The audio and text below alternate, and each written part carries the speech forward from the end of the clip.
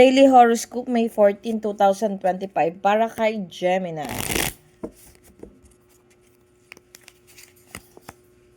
Gemini, the card said here, hindi ka pa naman daw nabibigo. Although may na mga nakita ako ditong mga bagay na mga ginagawa mong desisyon na alam mong hindi tama para sa'yo.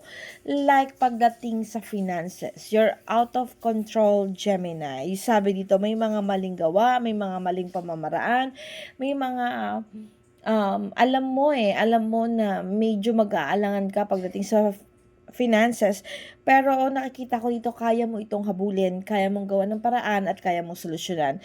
Ilaban mo lang daw, but be careful kung saan mo ilalagay yung iyong mga resources, ha? Kasi nakikita ko dito sa cards is although hindi ka mabibigo kapag sinimulan mong habulin or like pakikipaglaban dito. But this card showing kasi, you need to check kung ano yung mga bagay na nabibitawan mo na pagdating sa pagpapalago ng iyong kabuhayan, Gemini. Let's go to Leo.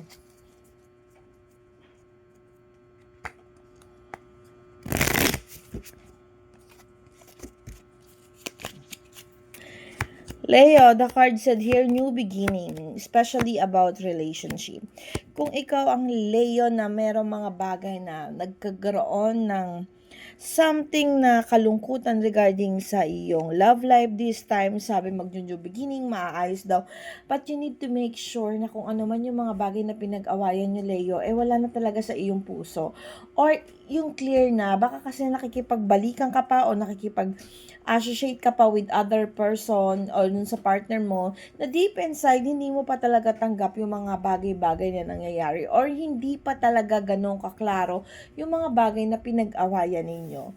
So this time, sabi dito sa cards, kung darating yung time na kasundo ka na doon sa iyong partner para ma-clear out kung ano yung may mga kaguluhan na nangyayari sa inyo, you need to make sure na kampante ka na at panatag na ang iyong damdamin, or else maaaring kimkimin mo lang yung sama ng loob hanggang sa mag-explore ulit yan.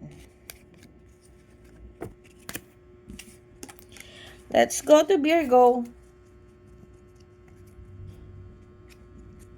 Ito mga pinto, baka dumating ka. Virgo, sabi dito, nawawalan ng kakayahan magbigay.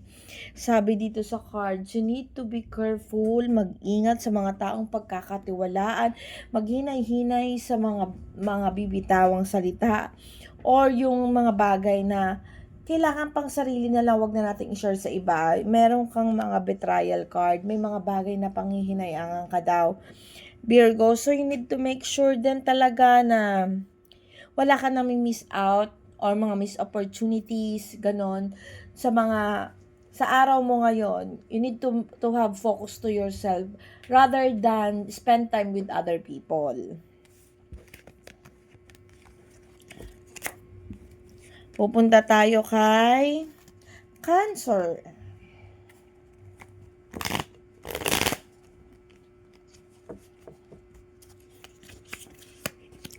Cancer, katatagan itong nakikita ko dito. Tamang pagkilos at paggawa. Wow.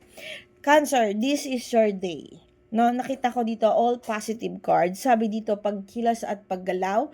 Cancer, ito yung sabihin na natin na kapag gumawa ka ng mabuti, makikita mo na ngayon din yung mga bagay-bagay na ginawa mo.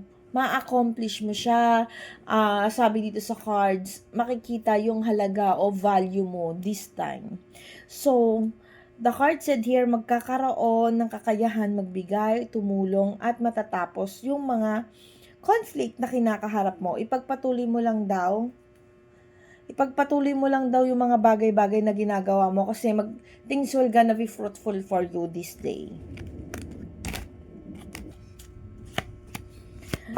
Sagittarius, this card showing, okay. Sabi dito sa cards, may mga things daw na nasira na or masisira, Sagittarius.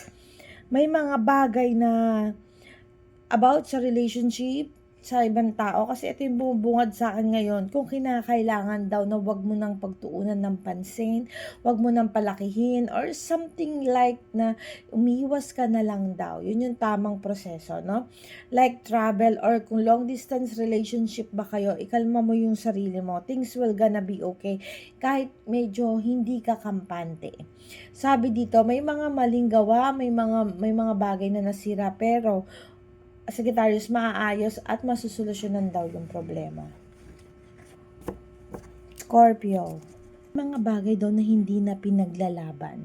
May mga bagay na successful ka naman Kaya lang sabi dito, yung mga goal mo na alam mo na hindi na mapupursue or sabihin na natin na hindi na magagawa ng connection with other people, especially with other people. Kung ano yung connection mo sa ibang tao na alam mo na hindi na dapat pang palakihin pa, take slowly. Huwag na daw ipaglaban, no? Sabi dito, napagmumulan lang daw kasi ng kaguluhan or ng makamundong gawain. So, focus ka muna sa good thing kung paano ka mag-grow. Focus ka muna kung ano yung mga dapat mong gawin. Like, focus ka muna sa sarili mo kung paano mo ma-establish yung katatagan na meron ka. Ingat-ingat din sa mga taong nakapaligid sa iyo, Scorpio. Relationship kasi to ang bumubungad sa akin with other people. Let's go to Capricorn.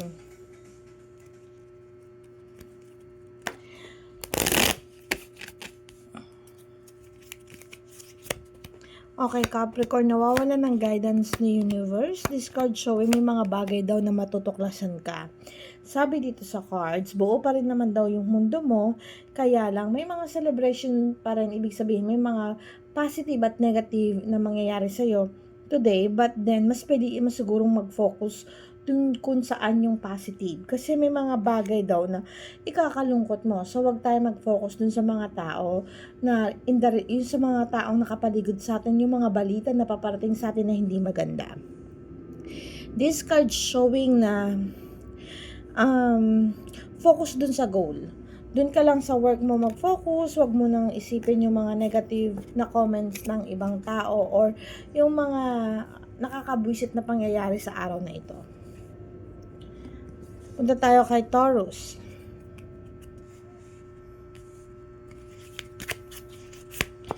Taurus, the card said here, may mga bagay daw na maaaring masira or hindi magawa ng pamamaraan. May mga bagay na naka-stagnant tayo sa isang sitwasyon na hindi natin masolusyonan. May mga bagay na pinaghirapan natin but in the end, hindi siya mag-work ng maayos. Kasi nga, sabi dito sa cards na pilit mong ginagawa ng paraan o solusyon, lalo na pagdating ito sa finances. Sinasabi dito sa cards na wala daw pagbabago. Wag na nating i-pursue, wag na nating ipilit yung alam naman nating nagne-negative na.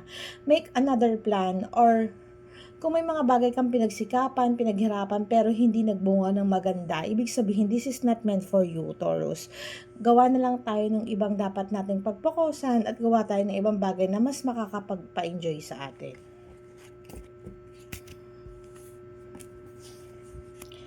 Punta tayo kay Aquarius.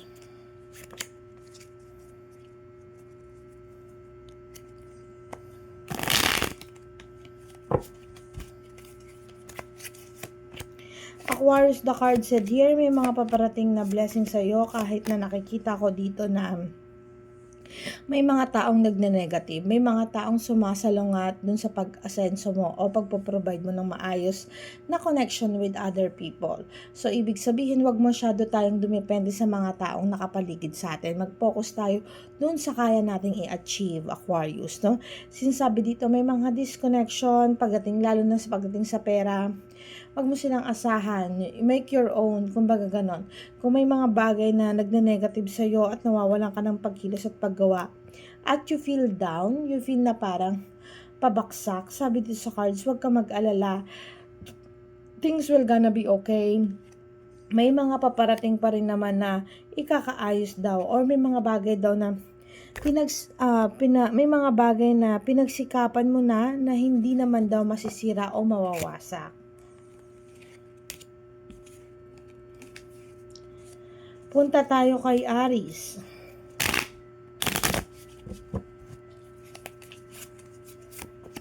Aries, the card said here, kung kinakailangan daw umiwas o lumayo para sa mga kaguluhan, pakikipagkasundo at tamang pagdidesisyon daw ang kailangan natin para maging masaya tayo. Although nakikita ko dito nawawalan ng pagbibigayan at pagkakaunawaan, pero the card said here, ikaw ang mismong umiwas dun sa gulo na bumubulusok sa'yo. Ikaw daw yung, kung nawawalan ng pagbibigayan, magkaroon ng isang matalinong pagdidesisyon. Kumbaga, you need to choose your battle. Yung mga hindi dapat na paglaanan ng panahon, i-cut off mo na daw. Huwag mo na daw pag-aksayahan pa ito.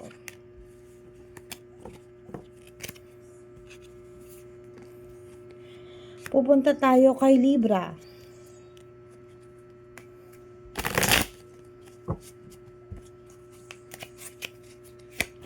Libra, sabi dito you're still confused kasi may mga tao daw na alam mong hindi ka kayang ipaglaban kahit na nakikita ko dito na pakitang tao. Yung, alam mo yun, yung parang may mga tao talaga na hindi genuinely happy for you.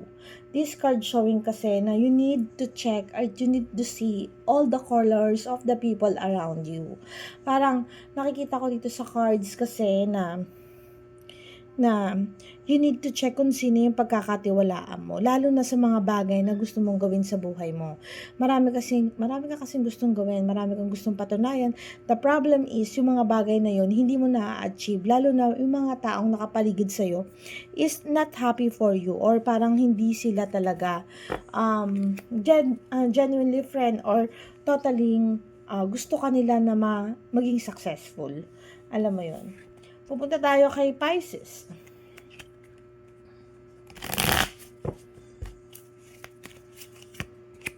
Pisces, the card said, here connection with other people, especially of family, magiging maganda daw at maayos. Sabi dito pagdating sa finances, expect na masusolusyonan yung mga problemang kinakaharap, lalo na kung ikakasaya ito ng pamilya. Sabi dito sa cards, may mga new beginning ka, even though hindi mo ma-achieve yung pinakagusto mo, at least naging magaang pa rin sa'yo ang takbo ng araw mo. Sabi dito sa cards, may mga bagay ka daw na ipinaglalaban. So, sabi dito, nai-stagnant ka daw. Dahang kasi ito, naka-stagnant ka sa isang sitwasyon. You need to make sure na yung mga bagay na pinaglalaban mo magbubunga or makukuha mo ng maayos or magagawan mo ng solusyon yung mga bagay-bagay na dapat nakakapagpatuloy na sa'yo or nakakakuha ka na ng gain para dito, no? Sabi dito na huwag mong hayaan ma-stagnant ka. Gumawa ng paraan para matapos yung mga bagay na kinakaharap mo, lalo na pagdating sa finances. At ito po ang aking daily horoscope. Salamat po sa sumusubaybay. Palaala po, ito ay gabay lamang sa araw-araw.